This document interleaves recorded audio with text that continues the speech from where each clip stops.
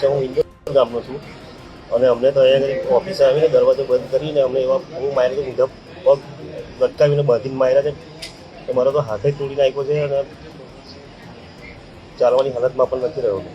કોને કોને માર્યા તમે? એ મારવામાં લુસી પટેલ, જયદત્ત બાપુ, જાવેદ પઠાણ અને સાહિલ પટેલ અને વિજયભાઈ કરી છે. 5 જણ હતા. કઈ જગ્યાએ તમને માર્યા? એ ઓફિસ પર જ બકાપુરા બસ સ્ટેન્ડ પાસે ઓફિસ ત્યાં કરી અને એમની જ ગાડી ચલાવતા અમે. ભાઈ આવીને પછી બધાને અંદર બોલાવ્યા અને પછી કે આ ભાઈ કોણ છે, ચલો આ બાજુ આવો એટલે પછી મારવાનું ચાલુ કરી દીધું. બરાબર.